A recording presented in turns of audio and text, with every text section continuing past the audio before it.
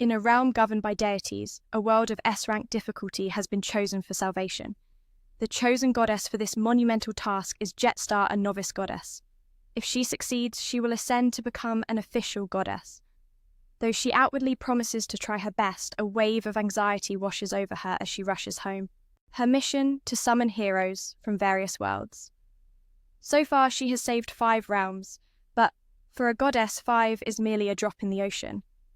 An S-rank world signifies a realm plunged into despair so deep that even divine intervention struggles to break through. Fueled by determination, she burrows into her quest for heroes. She focuses on summoning individuals from Japan, where the concept of being transported to another world is widely accepted. These chosen ones would grasp the gravity of their situation more quickly.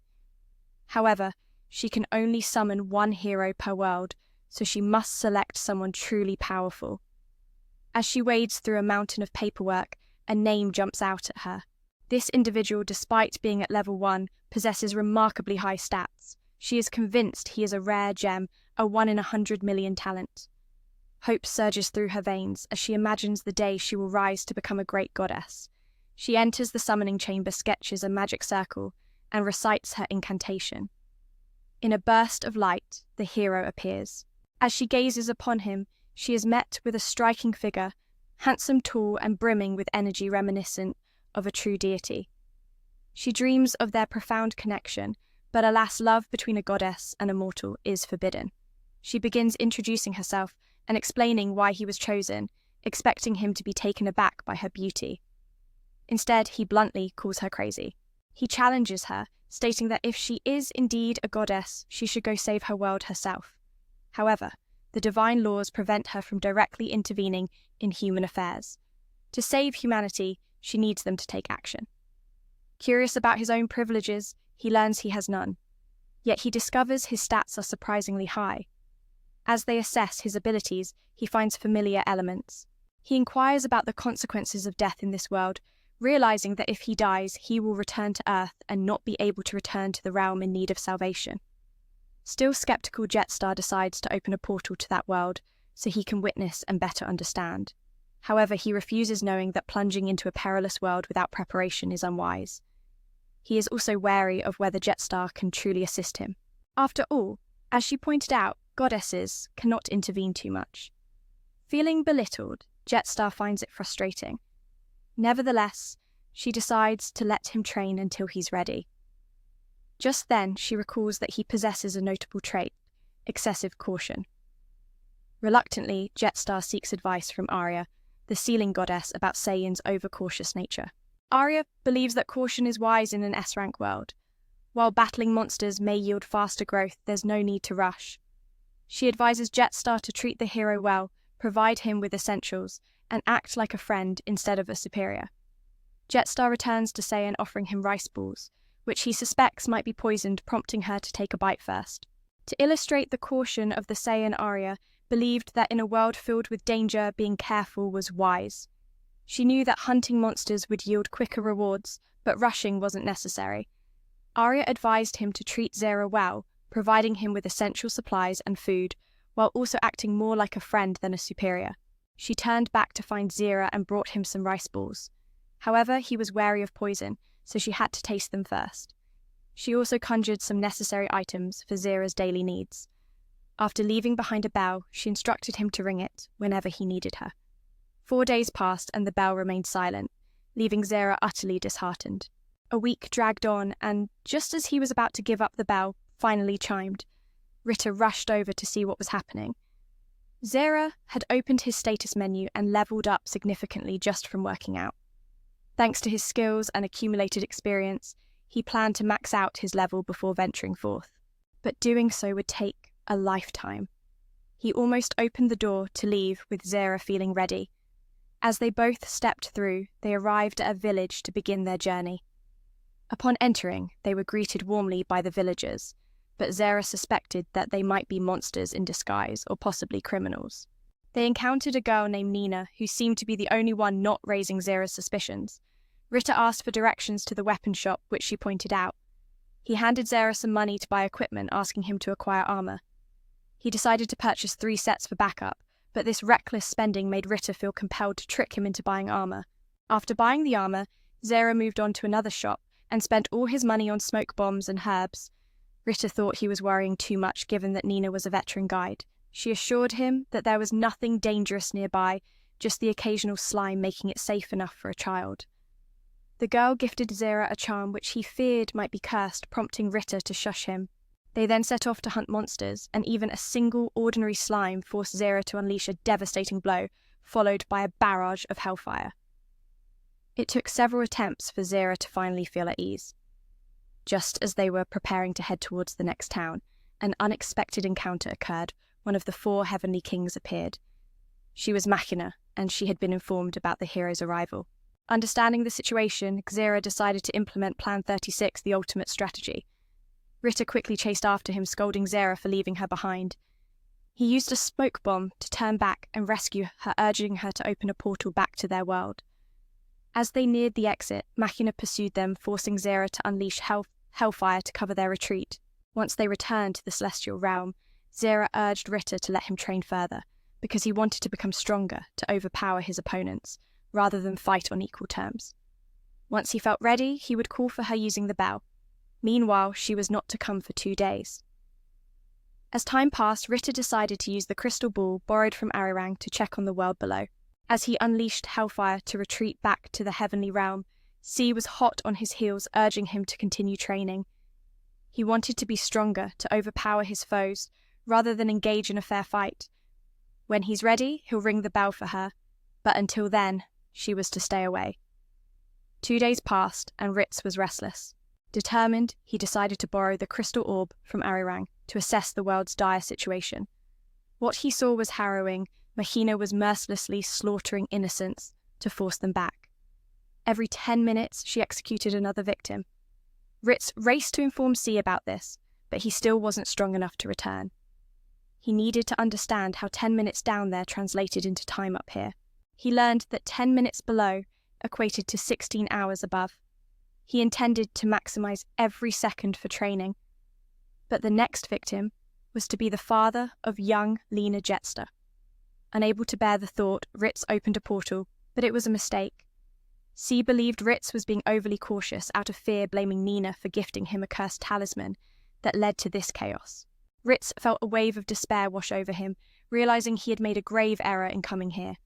Just as he was ready to leave, he firmly resolved to fight.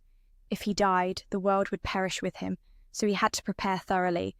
He had leveled up enough to challenge Machina, yet when he attempted to open a portal in the town square, he was met with resistance as if provoking the enemy would spell disaster. He prepared meticulously, leveling up enough to confront Machina. As he attempted to open a gate in the town square, he was interrupted. Doing so would only provoke the enemy. At that moment, as Machina ready to strike, he dodged a furious blow that sliced through the air. Yet Sira's true goal was to save others. Machina noticed her growing strength and decided to break her limits, her power surging dramatically. She wielded that massive sword like it was a mere twig, but Sira matched her speed, igniting a flicker of hope within him. However, she resorted to her trump card, plunging the sword into her own body, revealing her true form. With a power that surpassed all, she clashed with Sira, who still managed to evade her attacks with ease, causing Machina to suspect he was hiding his true stats. When Jetstar attempted to scan him, she was met with a barrier. Focusing her energy into her eyes, she uncovered his true stats 10 times greater than what she had seen in the celestial realm. He was more than ready to challenge Machina, but still proceeded with caution. Machina planned to annihilate the entire town, but Sira possessed the skill of flight. He unleashed a phoenix slash, completely obliterating Machina. Her fragments fell away, and in pure joy, she embraced him. Yet he feared being infected by her. She was angry for his secrecy, but he insisted that if she knew his true power, the enemy would too. Afterward, she wanted to thank Sira and throw a celebration, but he had more pressing matters. He gathered the remains of Machina and her sword, incinerating them completely. Even as he burned everything to ashes, he unleashed higher-level fire magic, causing panic to ripple through the town. When the flames subsided, the village was left in ruins.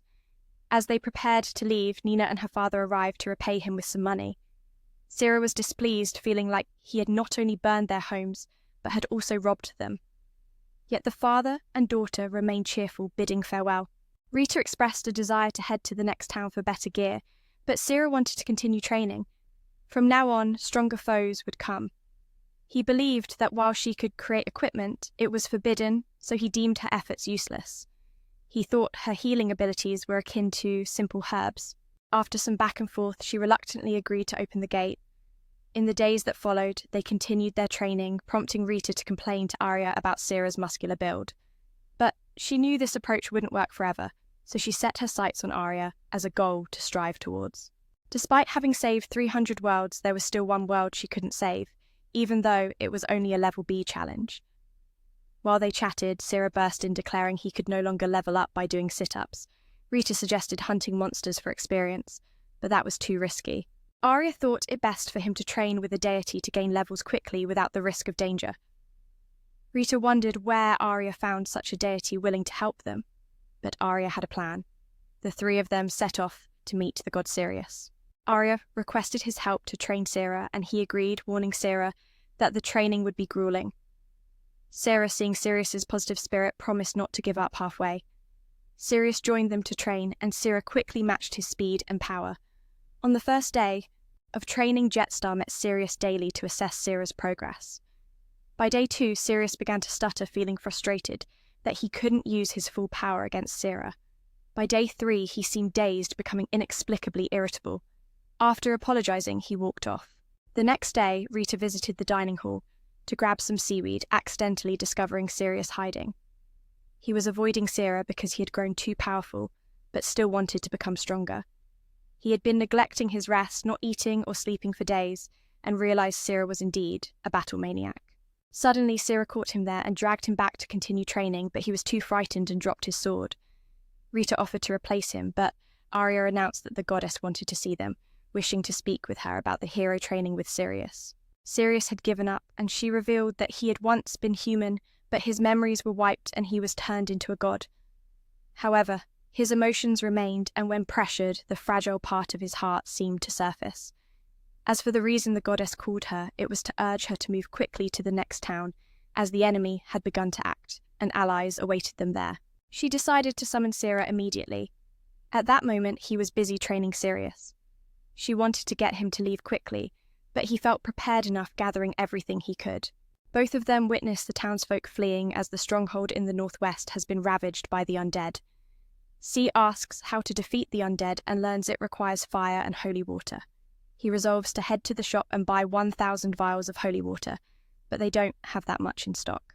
C gets into a confrontation with the shopkeeper, prompting Rita to intervene.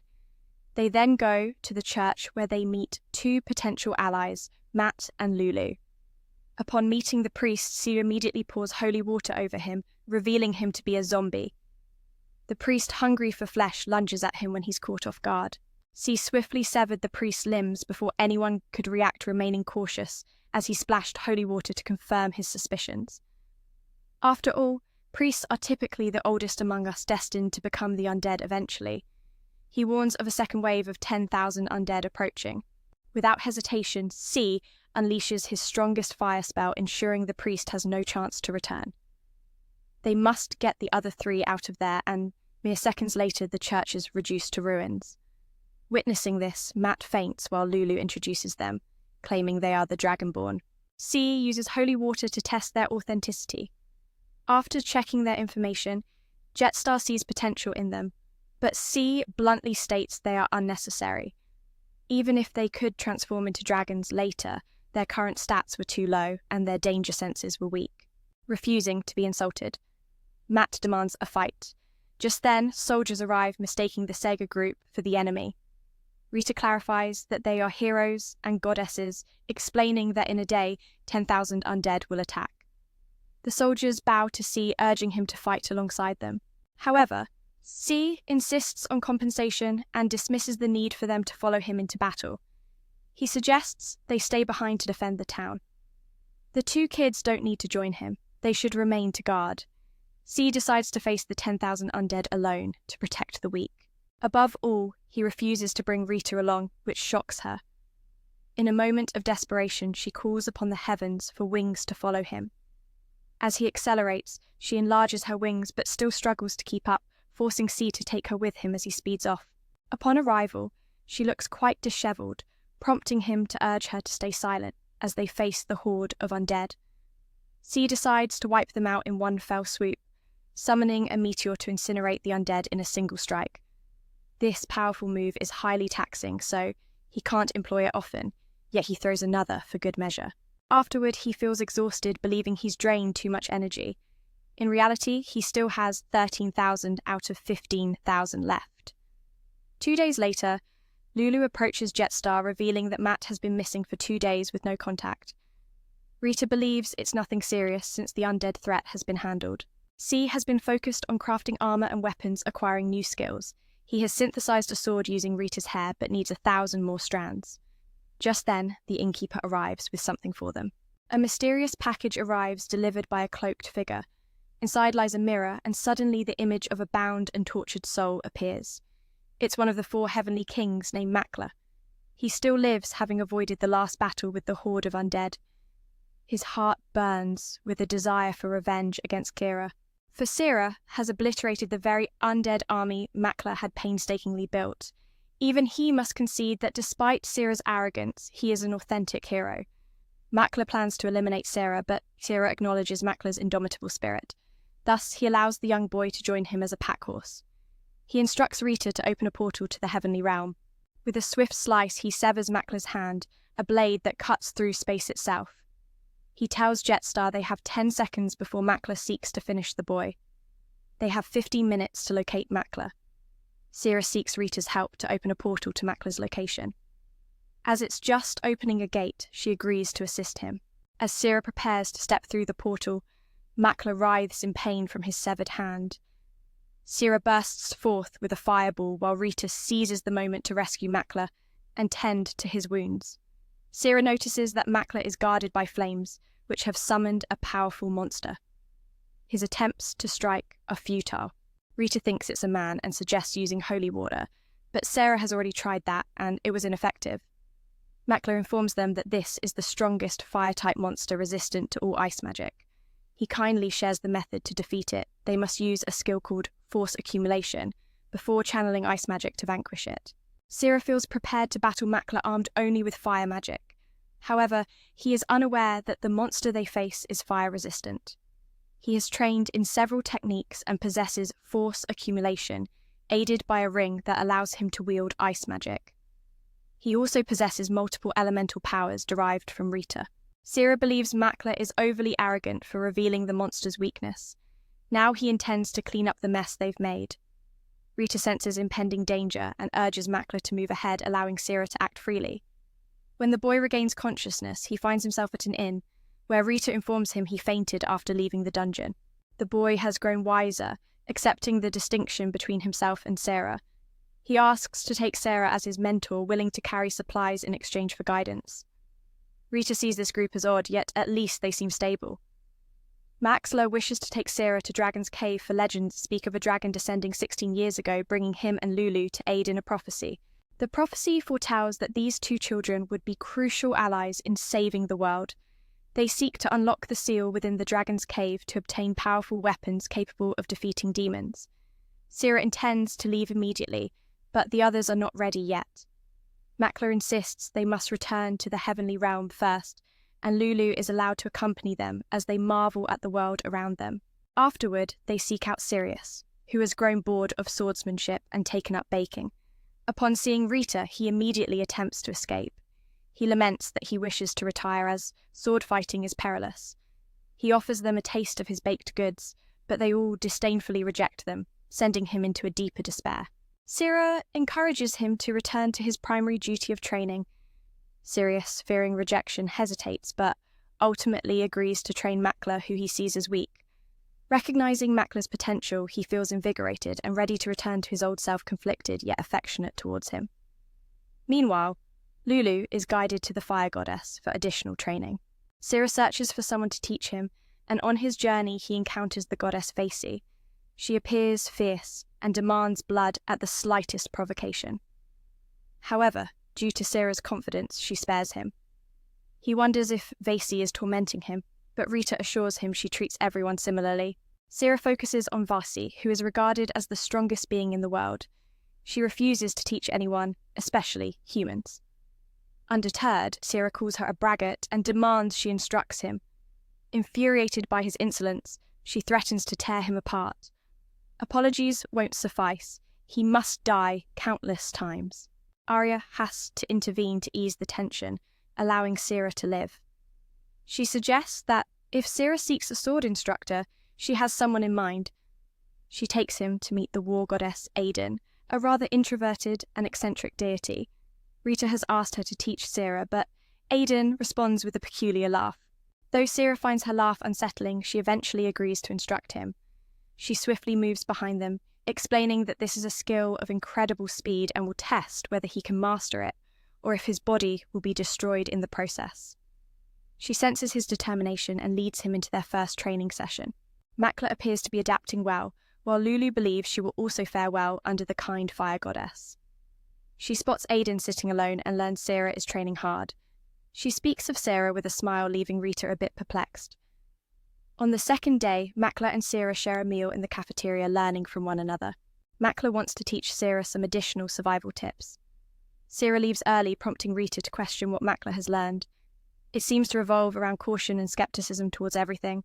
While fetching food, she notices Aiden has changed significantly since meeting Sera. She wonders if Sera has any skills with women, as it's obvious Aiden has developed feelings for him. When she inquires about training, Sera responds that he has completed his training, and Aiden admits he sees him as her #1 pupil. The next day, the group prepares to depart, and Makla expresses gratitude, recognizing he has leveled up significantly. Sirius seems to be a good instructor indeed. As they go to fetch Lulu, she appears unchanged.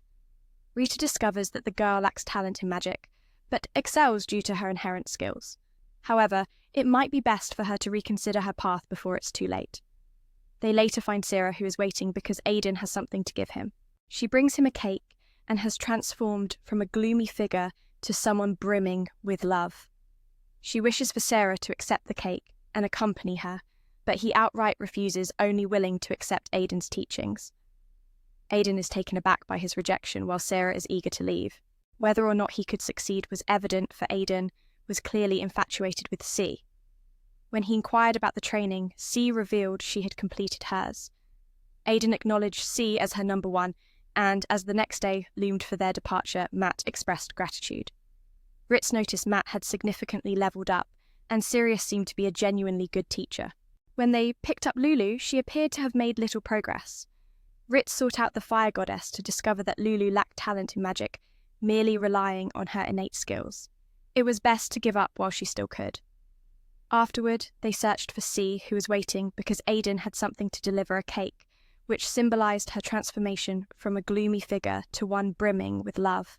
She wanted Ritz to accept the cake and accompany her, but he firmly declined, only accepting Aiden since she had guided him. Aiden was deeply shocked while C appeared ready to leave. However, just as they were about to walk through the portal, Aiden rebelled, wreaking havoc around them, forcing Ritz to insist that C handle the situation before they could proceed. The creatures emerged like shadows in the night, only to be devoured by the flames, leaving the two young ones feeling abandoned. As they tried to gather information, a mysterious force struck at their eyes, warning them that one more glance could seal their fate. The group then journeyed to the village of the dwarves, where they learned that despite being labelled as monsters, these beings were a peaceful race. The tavern owner hinted at their need to venture into the mountains, suggesting they would require a sturdy raft. When they prepared to buy 5 Jetstar, insisted that just 1 would suffice, and with that, the group pressed on. As the mark on the Dragonking's hand glowed, their eyes led them to a hidden cave. Before them stood a sealed entrance adorned with 2 handprints, and the children believed this was the moment their powers would be unleashed. However, Zira decided to use her newly learned sword techniques to break through the gate. As they stepped inside, they discovered an altar, and a voice echoed, reminding them that this passage led to the dragon village where weapons would become theirs. To ensure their safety, Zira sent a lizard ahead. Initially, the others thought it was a mistake, but when the lizard returned unharmed, they felt reassured. Upon entering the dragon village, they were greeted by a dragonkin who guided them to meet Queen Lulu, a chosen one with unparalleled gifts. Upon meeting the queen, she revealed to Zera the secret of transforming into a dragon, and once transformed, his abilities surged tenfold. With dedication, he could become a dragon god. When Lulu inquired about her purpose, she learned that she would need to sacrifice herself to become a legendary sword that would aid Zera. The group was adamantly against this, despite the prophecy stating that a dragon girl's life must be offered. Only that sacred sword could defeat the Demon King, whose forces had already claimed 70% of the world. Delay would mean dire consequences, and the only way to save their world was to vanquish the Demon King requiring that sword. Lulu felt honoured by the prospect, hesitant to resist. Still, doubts lingered about whether she was truly ready for such a fate. However, she believed that this was her chance to prove her worth and accompany the heroes on their quest. She realised that defeating the Demon King was the only way to fulfil their mission, and now sought to embrace her destiny. That night, the village held a feast, and Zera urged everyone not to behave poorly, like before, but to graciously accept gifts. The ceremony commenced as Lulu prepared to leap into a pit, where she would transform into the sword. As doubt crept in, she hoped that, once she was a weapon, Zera would remember to care for her. This is her honour, so she dared not oppose it. Though uncertain if her friend Lulu was truly okay, she thought this was an opportunity for the girl to prove her worth to everyone. And perhaps she could follow a goddess and a hero to defeat the Demon King. It all came rushing back. She had to defeat the Demon King to complete her quest. She intended to ask C what he was up to, but he was busy buying seeds to accelerate their journey to defeat the Demon King. He wanted Lulu to handle her own affairs, believing she knew exactly what she needed to do. Everyone thought he was being malicious, trying to force Lulu to accept her destiny. That night, the village held a feast, and the Demon King wanted to make sure no one acted out of character like before, just graciously accepting gifts. The ceremony began the moment Lulu arrived. She would have to leap into the pit and transform into a sword. Doubt began to creep in, but she still hoped that once she became the sword, C would remember to take care of her. She couldn't accept this ritual and wanted to break free, but the entire village had lost their minds, forcing Lulu to jump. Jetstar saw this. It was a clear case of blatant murder. She was meant to save Lulu. He only accepted her as a bag carrier, but if she became a sword, what good would that do? The village thought they were rebelling, but Jetstar believed they could defeat the Demon King without the sword, unwilling to sacrifice a friend. However, the queen deemed that selfish thinking. She had poisoned the food, rendering C and Lulu unable to move. C thought he was affected too, but he swiftly kicked away the soldiers. He hadn't eaten because the food they provided was too disgusting. When no one was watching, he only consumed the food prepared by the true hero, and upon hearing that, Lulu's face lit up with joy. Though the queen didn't want to confront the hero, she had no other choice. She transformed into a complete dragon and flew towards C, her size monstrous, with hard scales that normal swords couldn't pierce. But he pulled out a dragon-slaying sword he'd prepared, knowing he'd have to face a dragon upon arrival. The material was made from the hair of 2 dragonfolk, and 100 strands from Rita. He had collected them while she slept. He struck her once, but she was cautious, having cursed Lulu with a necklace. In 3 minutes, Lulu would perish from becoming a sword, requiring only her physical form, not her life. C demanded she lift the curse, but it could only be broken by her death. Without hesitation, he unleashed a fiery phoenix strike, taking half of her health. She used her magic to harden herself as defense. C was forced to consume the speed seeds and wield 2 swords, using newly learned skills to strike her continuously. Yet no matter how many times he cut her health, didn't budge. Still, he pressed on, knowing he had only a minute left before Lulu would perish. He landed a strike against her, but once again she remained confident in her caution, allowing Lulu to wear a cursed necklace. In just 3 minutes, Lulu would perish, for the sword demanded flesh, not mere lives. He wished for her to lift the curse, but it could only be undone if she fell. Without hesitation, he unleashed a fiery phoenix attack, draining half her health. She cast a spell to harden herself against his blows, forcing him to consume a speed potion and draw upon the 2 swords he had just learned to wield, charging at her with relentless fury. Yet, no matter how many strikes he landed, her health bar barely budged. Still, he was undeterred, knowing that with only 1 minute left, Lulu's life hung in the balance.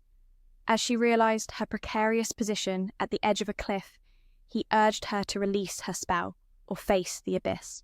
After a moment's hesitation, she chose to break the hardening spell and soared into the air, spewing fire down upon him. He countered her flames with his blade, creating an opening that sent her tumbling down. He quickly guided Lulu back to safety, and from the depths below, the sword ascended. As he held the newly forged sword, he declared that their mission was complete, the legacy of the Dragon Clan fulfilled.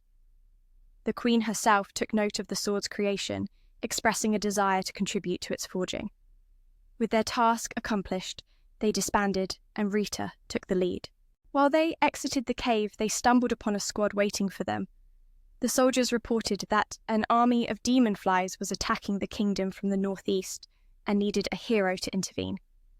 Zephyr decided to scout ahead while Zista would accompany Lulu.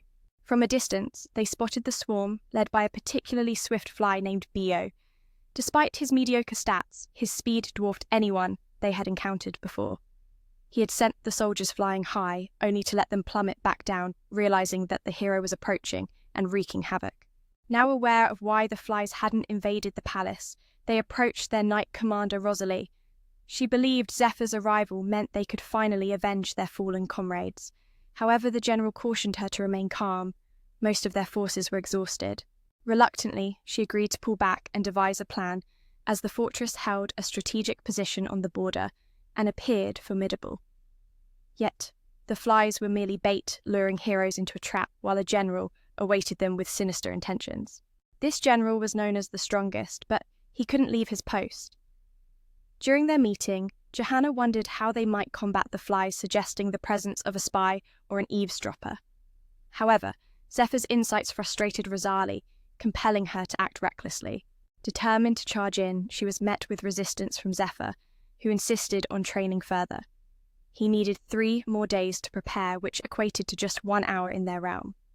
Rosalie believed that with Zephyr and Rita's help they were strong enough, but he disagreed. He had witnessed Rosalie's soldiers fall and knew they were far from victory. Enraged by his dismissal, she confronted him, accusing him of cowardice. Rita attempted to defend him, but Rosalie, immortal as she was, failed to grasp the value of life lost in battle. She demanded they attack Zephyr, but he struck her, leaving her cheeks swollen. Tears welled in her eyes as she drew her sword ready to fight back. Rita urged him to apologize, but he felt no wrongdoing, seeing no reason to acquiesce to her emotional outburst. Rosalie was indeed powerful for a human, yet stepping outside would mean certain death. As she growled with rage, Zephyr suggested they open a portal back to the heavens. The others could sense the tension, but he simply despised her reckless mindset, charging in without a plan. In addressing the flies, he sought firearms or long-range weaponry. Lacking these, Rita introduced him to the goddess of archery.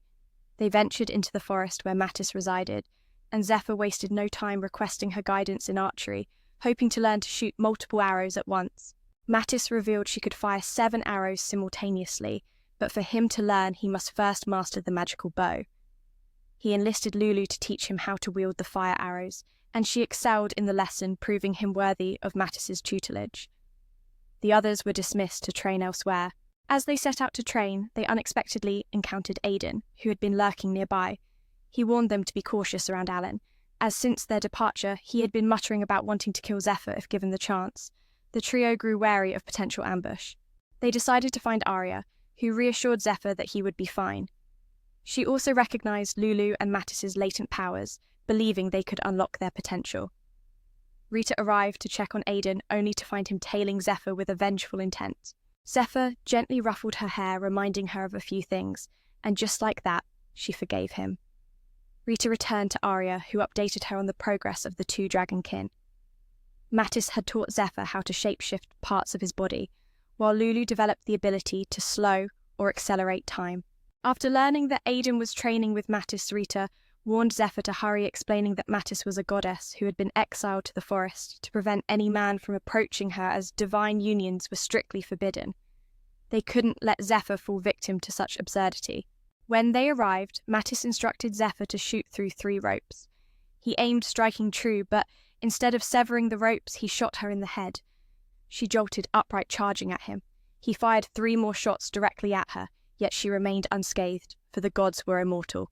Redirecting her aim, Zephyr unleashed 5 arrows, all at once, pinning her to a tree. Mattis fell unconscious, and as Zephyr prepared to return, news reached him that Johanna had left on her own. He and his comrades rushed to a corner just in time to see Rosalie confronting Bayo.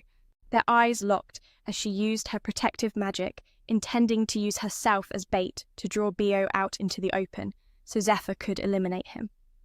However, a sudden attack on Zephyr forced him to unleash a fireball, prompting a hasty retreat as he called for Rita to heal his wounds. Suddenly, the creature pursued them, relentlessly forcing the group to flee. Zephyr had no idea how to combat it as the gods continuously stepped up to fight, yet none could prevail against its might. The generals showed up, bringing the swarm with them. Zera remained calm, taking aim, but Bayo captured Rosalie, forcing Zera to use Tara as bait instead. To prevent Bayo from escaping, she flew out to lure him, but he was aware of her presence as well. The heroes realized Zera had been training, so he likely had a bow, which made Bayo ascend even higher, planning to drop Rosalie down. But an arrow whizzed past, causing Rosalie to plummet, only to be caught by Rita. Bayo noticed Zera was lurking somewhere above the clouds, and he unleashed 7 arrows, but Bayo dodged and dove towards him. Just as he was about to act, he was struck with an arrow, leaving 2 girls to realize Zera had transformed his arrows into birds that returned to attack the other beasts, finishing them off. Zera emerged victorious once again. Afterwards, he entrusted the task to Matt and Lulu, but Zera had already picked off the swarm like a machine gun, annihilating them. He instructed both to gather the debris while he kept watch. Rosalie, still bitter towards Zera and unwilling to admit it, revealed that in the dwarven village lay a legendary armor that could help the hero combat the Demon King. The group quickly used a spatial portal to return, but the place had been burned to ashes by a merchant who was once one of the 4 heavenly kings. He had summoned a spider to destroy the legendary armor, ensuring the hero could not wield it to defeat the Demon King. He sacrificed the lives of the entire village, and now his own, to summon the strongest creature born from the void.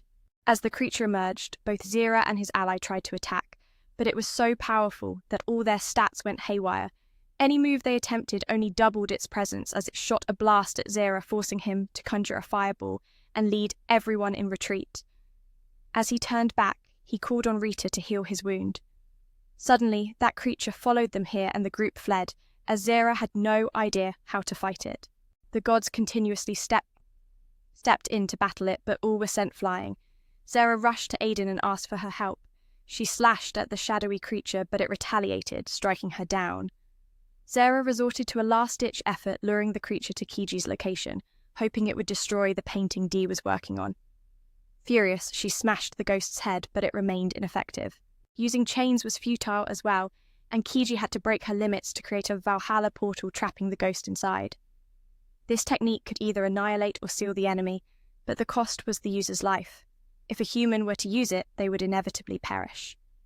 Kiji reluctantly agreed to impart her knowledge, yet she would not teach him how to use the portal. After being knocked away, he rushed to Aiden, asking her for help to deal with the ghost. As she swung her sword, the ghost split into multiple forms, striking her relentlessly. In a desperate move, they led it to where Kiji was hoping to ruin the painting Dee was working on. Furious, she punched the ghost, shattering its head, but it had no effect. Using chains proved futile as well. Kizzy had no choice but to unleash her true power, opening a portal to Valhalla and trapping the ghost inside. This technique could either destroy or seal the enemy, but the cost was the user's life. If a human used it, they were guaranteed to die. Though hesitant, Dewey reluctantly agreed to the training, realizing the gravity of the situation. However, there was one condition: she would not teach him how to use the Valhalla portal. The duo Long and Nan set out to find AIA for further training, while Kizzy took the remaining fragment of armor to fuse it into her sword. While this sword wouldn't kill the Demon King, at least it wouldn't break. Rita had been ridiculed for the smell, so she decided to take a bath. During this time, she encountered Xu, who informed her that the remaining heavenly kings had begun to mobilize, urging them to prepare for departure as soon as possible. She also advised her to clean up. Afterward, she picked up Long and Nan, both of whom had grown stronger and more skilled. She then went to find Zera, who was busy assembling a puzzle with Vacy. They referred to this as their training. Zera had taken a doll made of her hair, believing it would be beneficial for him. When Dai saw this, she felt a bit scared of Rita and decided to hide.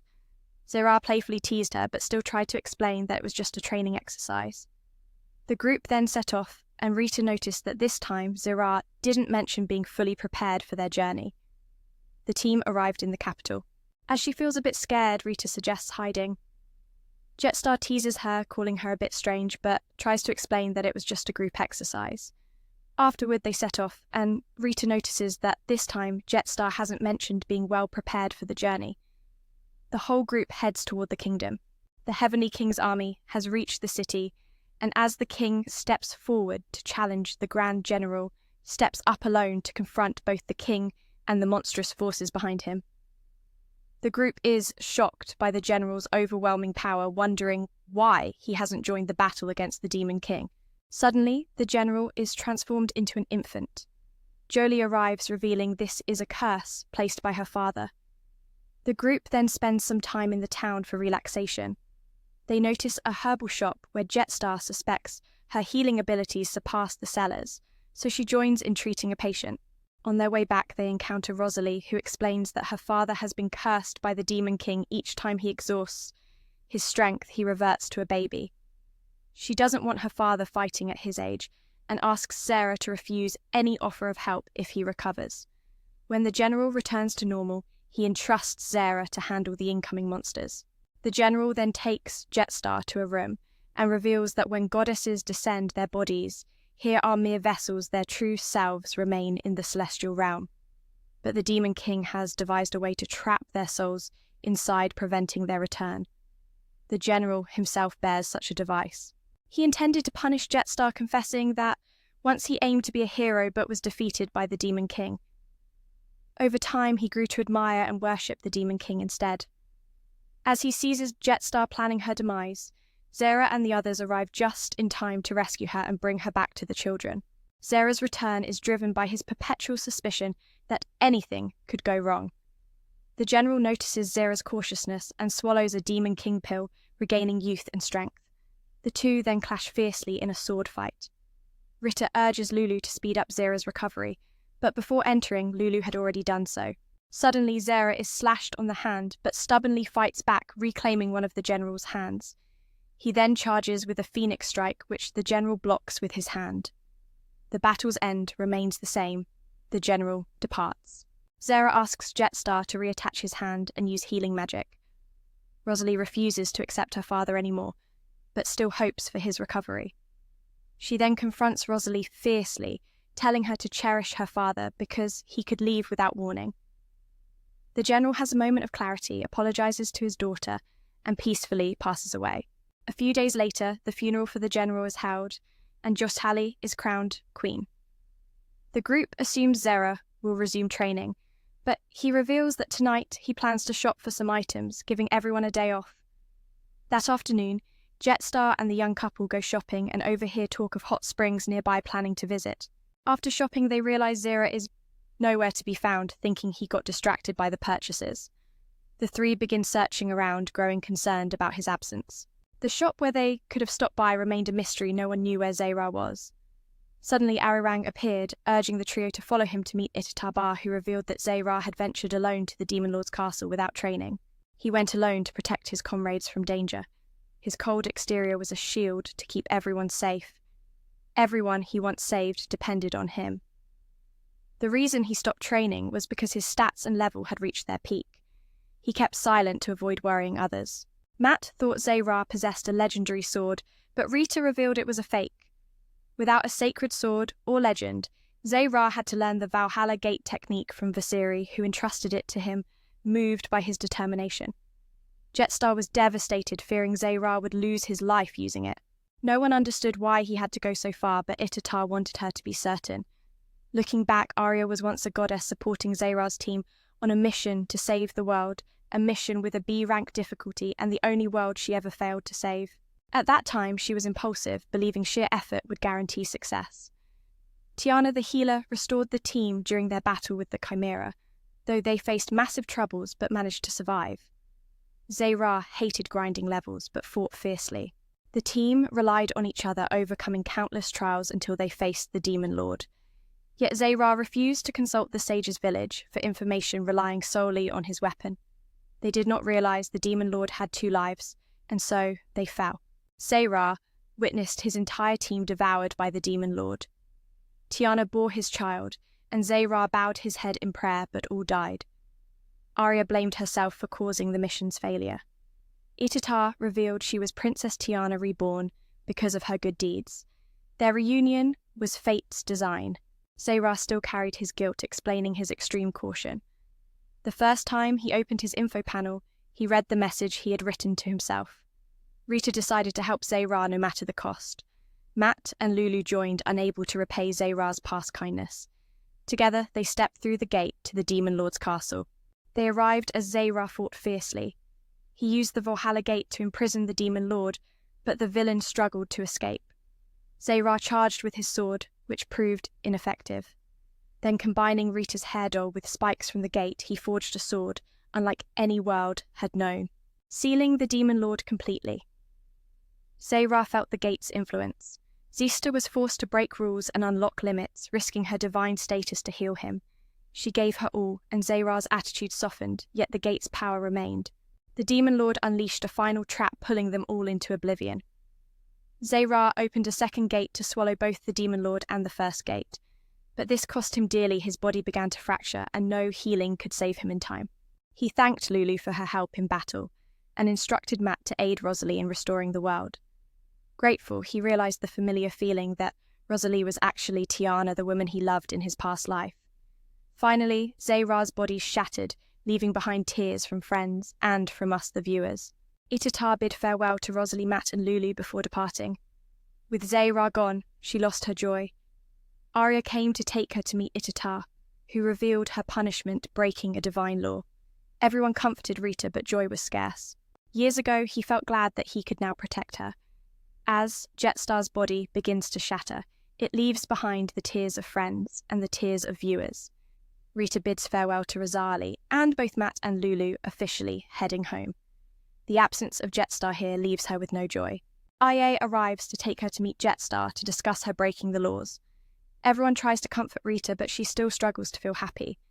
When she meets Jetstar, he informs her that she has broken the rules and will be punished by having to rescue a world of difficulty level S, which has been overtaken by the Demon Lord. Her powers will also be sealed, but there's an exception: she can accompany Jetstar once more. And so, a tougher challenge awaits them ahead, but she feels joy at the thought of reuniting with Jetstar,